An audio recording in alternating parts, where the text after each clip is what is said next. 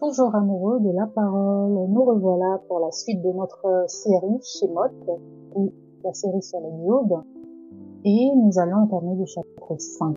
Donc nous avons fait les 4 premiers chapitres, ensuite nous avons fait une petite parenthèse avec le podcast de la semaine dernière sur les clés pour notre délivrance, et aujourd'hui nous parlons d'Exode chapitre 5 que j'ai intitulé Le poids de l'oppression et la foi mise à l'épreuve. Donc, aujourd'hui, ce chapitre que nous allons découvrir, c'est une étape cruciale dans l'histoire de la délivrance du peuple d'Israël. Et il nous enseigne plusieurs leçons sur l'oppression, sur la persévérance et la foi. D'accord? Installez-vous confortablement et si vous m'écoutez pour la première fois, je suis Miss Blog ietp.com et je vous embarque dans une petite virée biblique. Alors, quel est le contexte du chapitre? Rappelons-nous que nous sommes dans un moment critique pour le peuple d'Israël. Dieu a convaincu, entre guillemets convaincu, a permis que Moïse comprenne quelle était sa mission. Il va rencontrer son frère Aaron, ils vont aller repartir en Égypte, parler aux anciens et le peuple va se prosterner et croire qu'ils ont réellement été appelés et envoyés par Dieu. Et donc après avoir été asservi pendant des générations, Moïse, bien sûr choisi par Dieu et envoyé pour libérer les Hébreux de la main de Pharaon, il va finalement dans ce chapitre avoir la première confrontation avec Pharaon. Donc, des versets 1 à 5, on nous montre Moïse et Aaron qui obéissent à Dieu évidemment et ils vont devant Pharaon pour demander la libération d'Israël. Ils vont dire, ainsi parle l'Éternel, le Dieu d'Israël, laisse aller mon peuple pour qu'il me célèbre mes fêtes dans le désert. Et Pharaon répond avec arrogance bien sûr. Qui est l'Éternel pour que j'obéisse à ta voix? Laissons aller Israël. Je ne connais point l'Éternel et je ne laisserai point aller Israël. Et ici, Pharaon, il symbolise un peu l'endurcissement du cœur humain face à l'autorité de Dieu. Mais n'oublions pas que Dieu avait en amont prévenu Moïse. Et lui avait dit qu'il allait endurcir le cœur de Pharaon.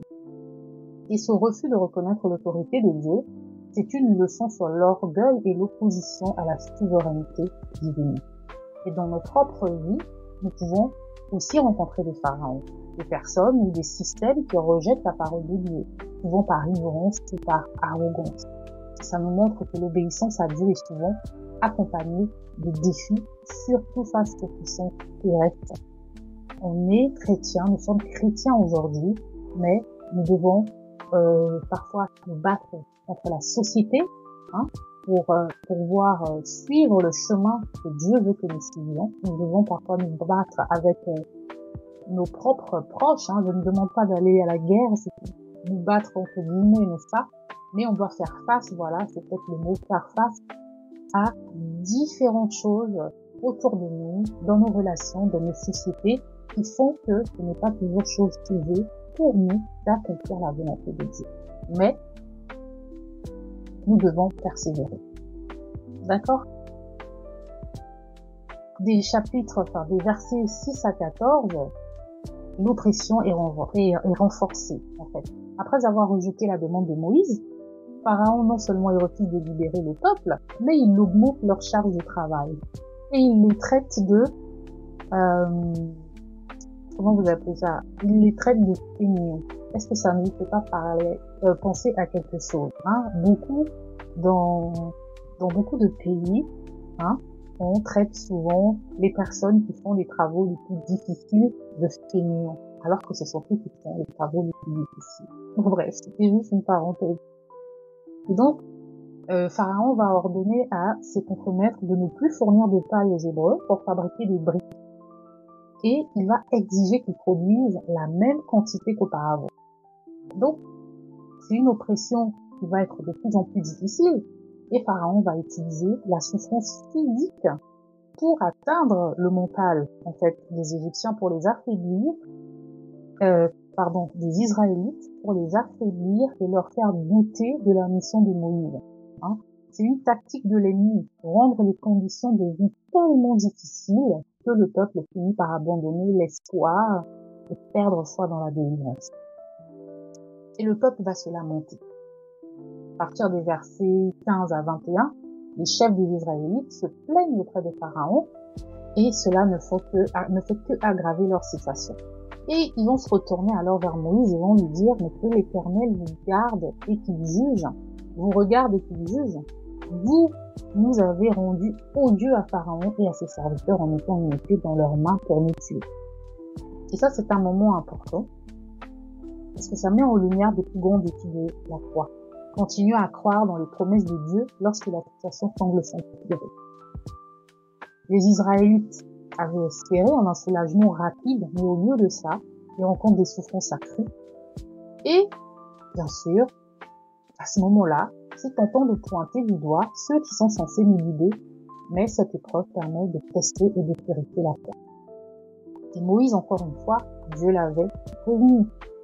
Mais, des versets 22 à 23, d'accord, ce chapitre se termine parce que Moïse est troublé, il est désemparé, il se tourne vers Dieu et il dit, Seigneur, pourquoi tu fais du mal à ce peuple? Pourquoi donc m'as-tu envoyé?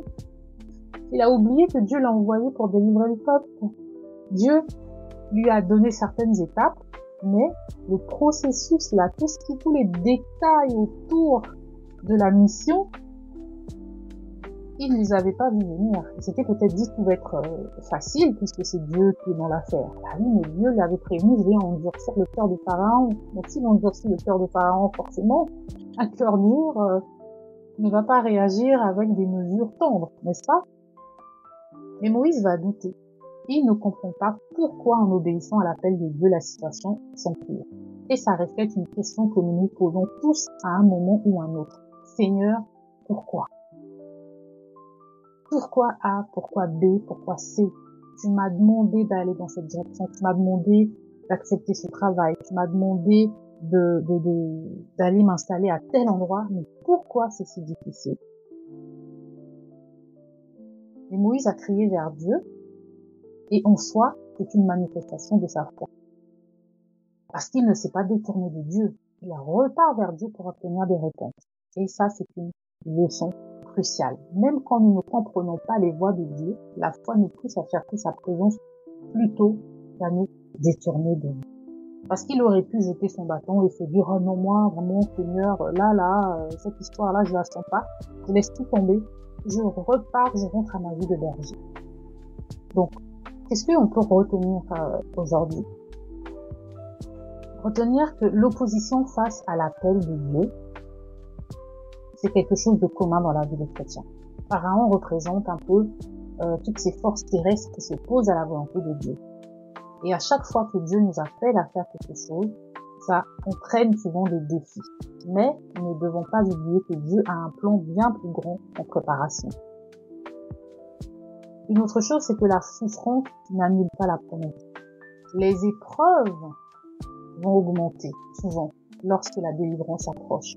Ça, c'est quelque chose que j'ai vécu personnellement, mais c'est quelque chose que je suis certaine que plusieurs aussi remarqueront. Plus vous approchez de la délivrance, plus le malin n'est pas content. Donc, bien sûr, il va essayer de vous mettre les bâtons dans les roues et essayer de retarder la délivrance que Dieu vous a promis. Et ce chapitre nous montre que la foi doit rester inébranlable même lorsque les circonstances semblent empirer. Et le rôle de la prière également important. Moïse, bien que découragé, il va quand même se tourner vers Dieu. Nous aussi, nous devons garder notre cœur tourné vers lui, même dans les moments de doute. Nous devons regarder à lui, nous devons prier. Et c'est un chapitre qui est vraiment puissant parce qu'il nous rappelle que la route vers la délivrance n'est pas toujours facile. Les promesses de Dieu sont certaines, mais leur accomplissement peut passer par des temps d'épreuve et de lutte. Et oui, le malin va mettre les bâtons dans les roues, comme Pharaon, qui va prendre des décisions à l'encontre du peuple d'Israël. Mais nous aussi, si nous nous laissons gagner par le doute ou par la peur, nous contribuons aussi à ce que le cheminement vers la délivrance soit beaucoup plus long et beaucoup plus pénible. Donc, souvenez-vous que La souffrance n'est pas la fin de l'histoire. Comme pour les Israélites, Dieu est à l'œuvre, même lorsque la situation semble désespérée. Voilà, merci de m'avoir écouté. Si ce partage vous a édifié, n'hésitez pas à liker, partager, pas moi, mais la parole. Ciao!